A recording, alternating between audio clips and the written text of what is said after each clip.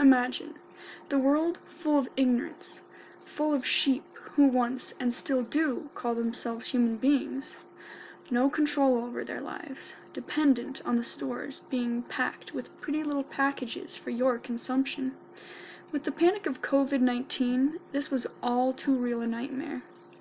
And the first step to becoming self-dependent starts with one thing: a single seed.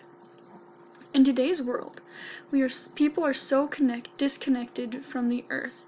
They don't realize how important plants are, how important taking food back into your own hands can be. Starting a garden is a good hobby. It doesn't take up a lot of time, it helps the earth, it is so easy, anyone can do it, so you should too.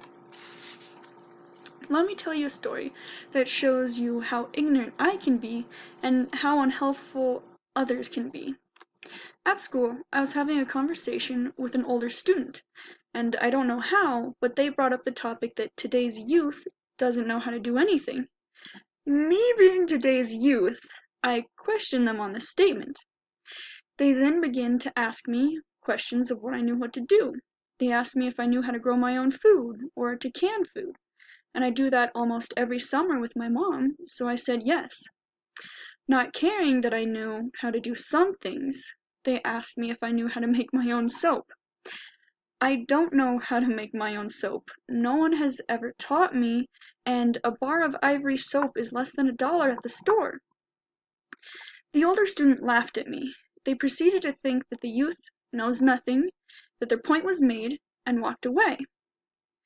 I may have proved their point, but they proved my point, that the older generation would rather laugh at someone for not knowing something than teach them how to do it. If you have the time to laugh at someone for not knowing how to do something, then you have the time to teach them how to do that thing. Still, to this day, I don't know how to make soap, but I have a wise friend that never laughs at any of my questions, Google. And that's the moral of this story.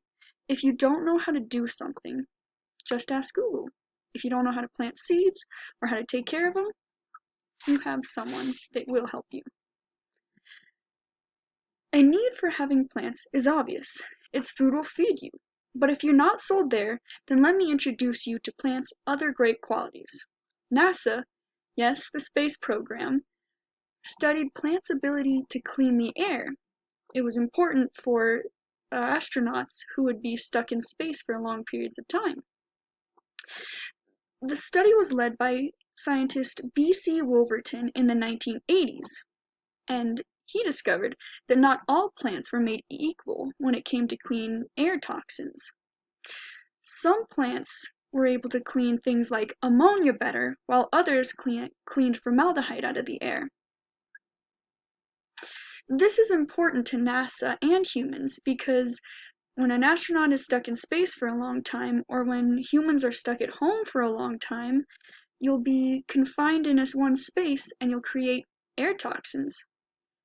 In fact, homes have 30 times more pollution in the air than outside air, according to NASA. This is important to note, though, that in the study it showed that plants' roots filtered the toxins most. Fun fact, NASA's findings encouraged a company named Green Tech to create flower pots called Airy that used all of their research to create the best flower pot to filter your air. I'll put a link where to buy them down below. If you suffer from poor air symptoms like headaches, drowsiness, trouble breathing like asthma, then you should think about getting a potted plant because it may help you. If plants can purify the air, then what about the soil? Again, not all plants are made equal. The champion of soil purification, that the word phytomeridation was invented for this plant's ability to purify and is also illegal to grow in America, is hemp. Yes, the cousin of marijuana, a plant that grows like a weed but isn't weed, is the champion of soil purification plants. Isla Raskin, a Chernobyl field scientist who worked with a team that were testing hemp's abilities to purify soil near the Chernobyl meltdown actually coined the term photoremediation for hemp's purification abilities.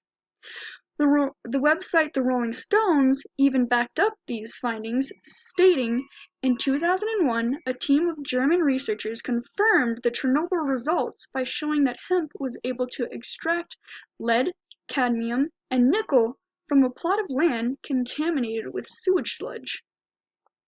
And Germany isn't the only country ahead of America when it comes to hemp. An Italian group of scientists named Bioremediation Project planted hemp in fields next to a sawmill to pull out toxins from the sawmill. Its effectiveness is not yet tested on the soil, but they were given the green thumb to sell their hemp industrially. Now, you might be saying to yourself, hey, hemp is amazing. Why aren't we growing mountains of this stuff? And I agree with you. And I could write a whole nother paper on hemp's great abilities, but right now I'm just using it to show you some of plants' great abilities. Please, look into hemp more, just like how we are going to look into more great plants. Food is a cornerstone to this speech. It's how you get your independence back and grow a sense of self-security in your life. Animals are a great food source, but they have some drawbacks. You need an area to keep them in, you need to give them food, and if they get sick, you'll have to use pricey medicine to get them better, or else they could infect every single animal in your field. And if that hasn't turned you away, if you want to harvest that meat, you're gonna have to. Plants, on the other hand, you can buy 50 seeds for under $3. You can plant one of those seeds in a pot or a plot of land, and if that one doesn't grow, you have 49 redos. You only have to worry about pests like bugs or rats because plants really don't have any diseases. And they're easy to harvest. You just have to pick them off the vine or dig them up. Plants that are great to grow outside are potatoes, squash, carrots, cucumbers, peas, green beans, and many more. You can't grow outside? No problem. With a solution called a 5-gallon bucket. See, I live in an apartment building. I don't have access to land because my front yard is shared with 3 other people. To overcome this, I use 5-gallon buckets.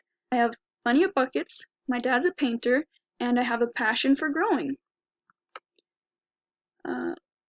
I start my seeds in egg containers. I save them for my friends who have chickens, and then I transplant them into the pots that they need. The biggest pots I have are 5-gallon buckets, but as my mom says, someone who's been growing her whole life, a plant's root system is around the same size as their leaf system, and you should always give a plant a pot a little bit bigger than their root system so that they have room to grow. Plants I've grown indoors is tons of tomatoes, lettuce, beets, rosemary, basil, mint, at one point green beans, and probably a few others that I can't remember. This year I want to try growing carrots because the store kind just aren't doing it for me. And then you just collect the rewards from your buckets. And if you have the problem of having too much food to harvest, which a lot of people do when they start gardens, you can save that food from spoiling by canning it. Now, I'm not going to go into the whole process of canning because it's long and it's tedious. You have steps that you need to follow so that you do it right. But you can can a lot of food. Tomatoes, carrots, you can even can your own pickles. And food storage in a crisis makes your worry stop breathing down your neck. I'm confident that my food supply can feed me and my family through a crisis. What about yours? Growing plants of any kind give people and the earth many benefits. It's a win-win. Some people think they don't have enough time to grow a garden, that it's going to be back-breaking, that weeding their garden is going to hurt their knees.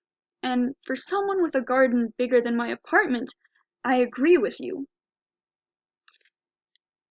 But I'm asking you to start small. Have 1 or 2 plants growing in 5-gallon bucket or out in your yard, or heck, even grow a pea garden like my grandma. I have fond memories of growing peas and picking them and eating them with her throughout my childhood. If you even consider having a potted plant after watching this, then that will make me happy. And I will even put my money where my mouth is. If you send your mailing address and/or your seed preference to the email freetheleaf2020@gmail.com, all lowercase, I'll put the email in the comments below, then I will mail you seeds with directions on how they best like to grow. I will not mail you rare or expensive seeds or marijuana seeds, so please don't ask. I can't get rid of my supply. And by supply, do I mean the expensive stuff or the marijuana seeds? You will never know, and hopefully the cops will never find out. If you don't want to send me your address because you don't trust me, alright, I made a weed joke, then please send me your town, the name of your town, and I will look up your local community garden or your 4-H club so that I can send you information for you to do more research in your area. I give you my guarantee that I will not use your email or address for any purpose other than what is stated here. Plants clean your air, they clean your soil, they feed you, and fill up your food supply. If you start small, you will grow big, and starting with a few plants can give you a lot of vegetables. It doesn't have to be a lot of work. It can be an experience. So take power back by growing today. Summer is just around the corner. It's the perfect time to start growing.